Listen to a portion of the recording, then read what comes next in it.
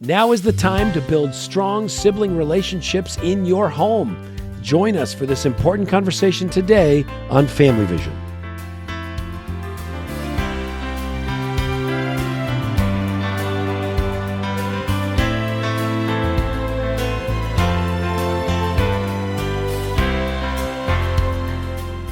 Rob Rienow here with Visionary Family Ministries. You are in for a treat today because you're going to get to hear from Amy. She's going to share with you her top 10 practical ideas for building strong sibling relationships. But before we jump in, I wanted to give you a special invitation, and that is to become a visionary family, to join our visionary family community. Now you're saying, well, what's a visionary family? Well, a visionary family is simply a family that wants to follow Christ. It's a family that wants to pass faith through the future generation. So if that's you, you are a visionary family. And we want you to join our Visionary Family community. The Visionary Family community is made up of families just like yours from all around the world. And what Amy and I do is we give special attention. We create opportunities for special connection through text, through quarterly Zoom calls, through additional free resources for these families, because we just want to come alongside them, build this community, and help them follow Jesus. You can learn more. Go to visionaryfam.com. You'll see the big button in the upper left there. Join the community.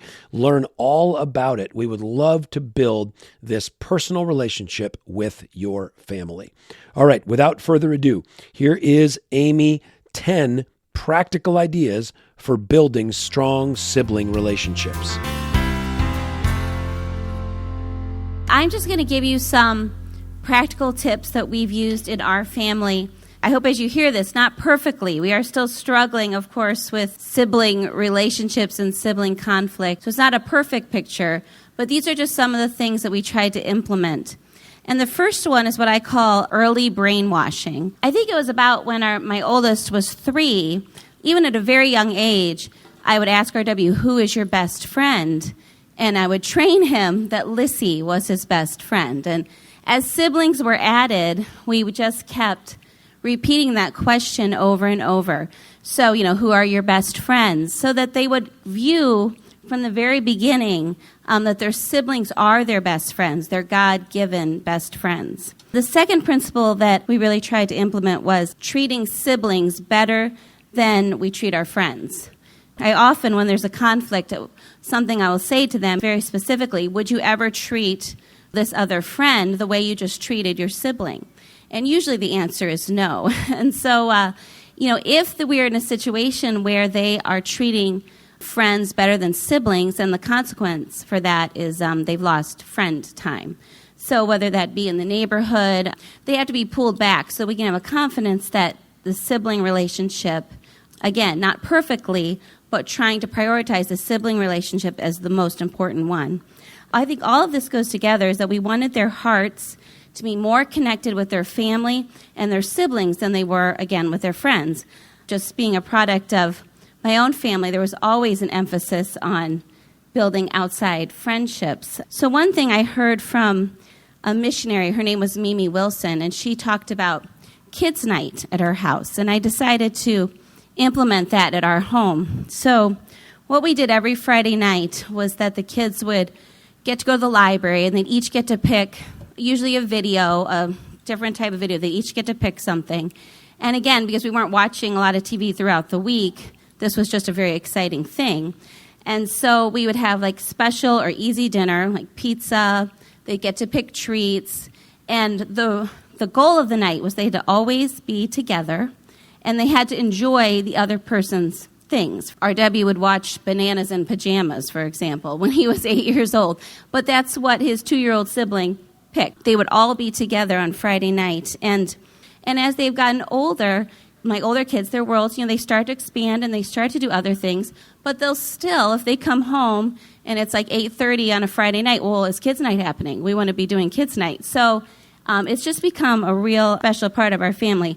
It's also grown-up night, I have to tell you, because kids' night, the kids were so happy and having a good time, that really became the time that Rob and I also could connect, and it was a less stressful evening. The family just was relaxing.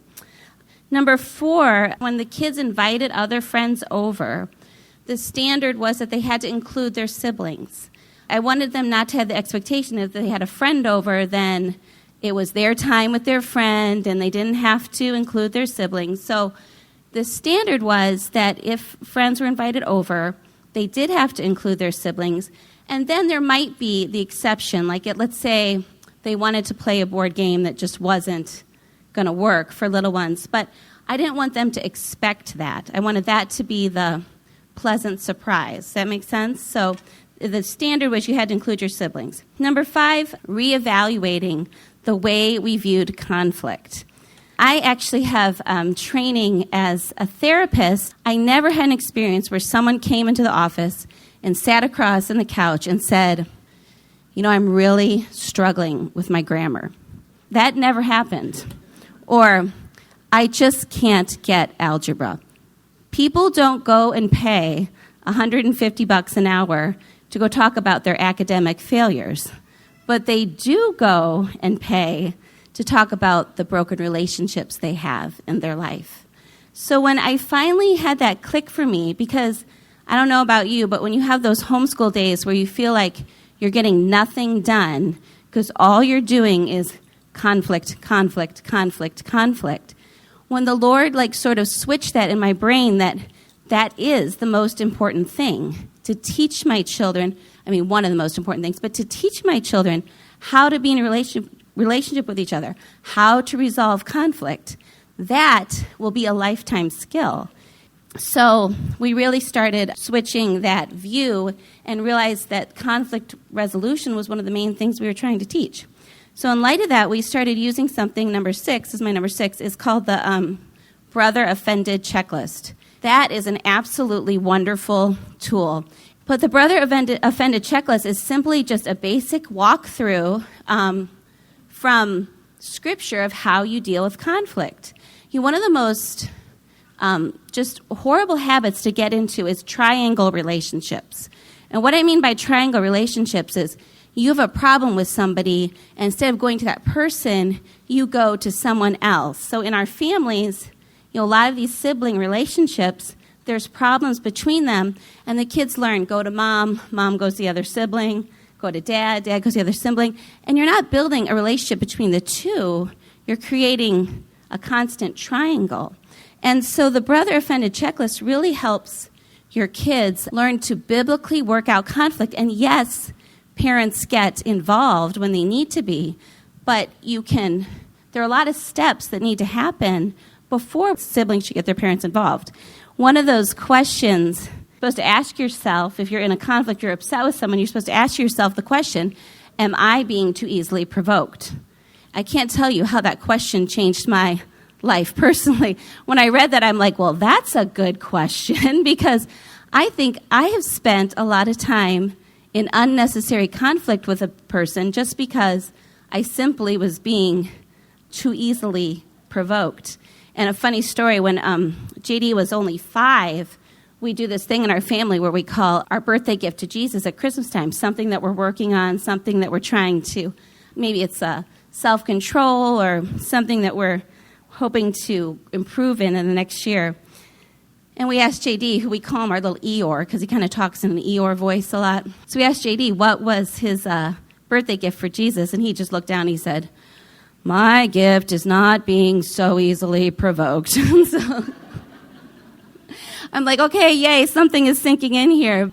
It was so funny because we just went over it again a few days ago, and he is still on not being too easily provoked. So the other thing is that just to remember that sibling connectedness and family connectedness go together.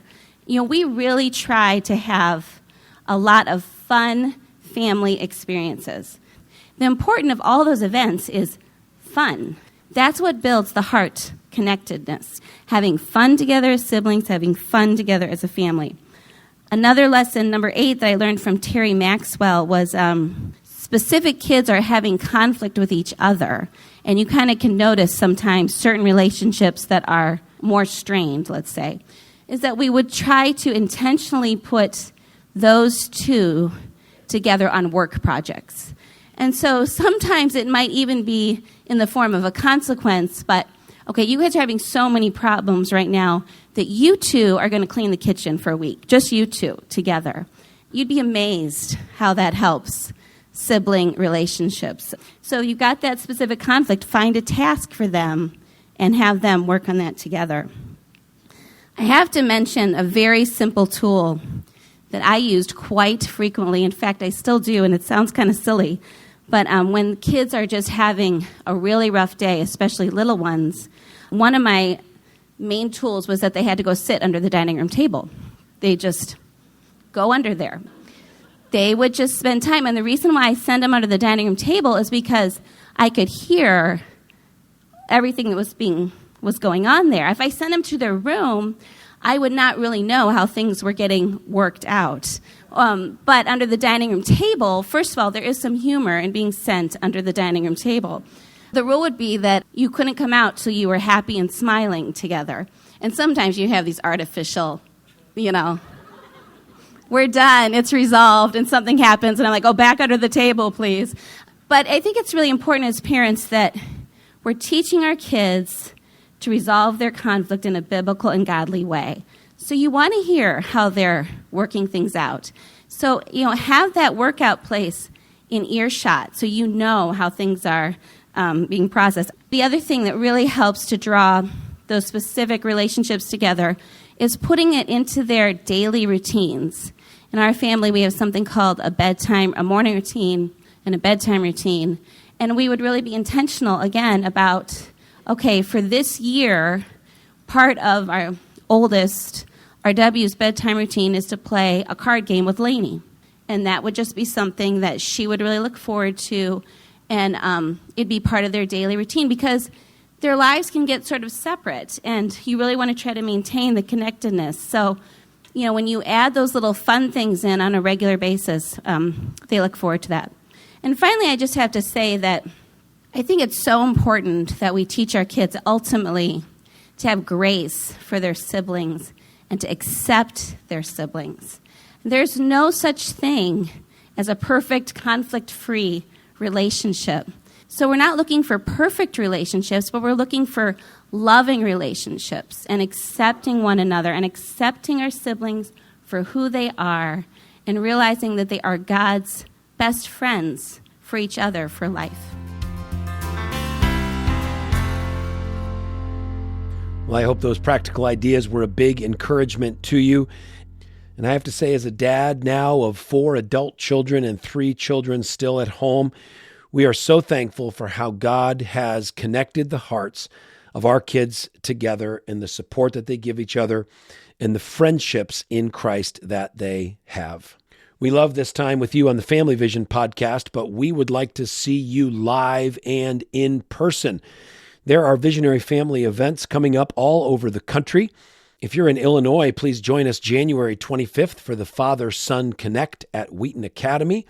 We then have a Visionary Family Conference coming up in Bartlesville, Oklahoma, February 6, 7, 8. Our daughter Lissy will be speaking at the D6 Conference in Seattle, March 6 and 7. Then another Visionary Family Conference in Wichita, Kansas, March 13, 14, 15.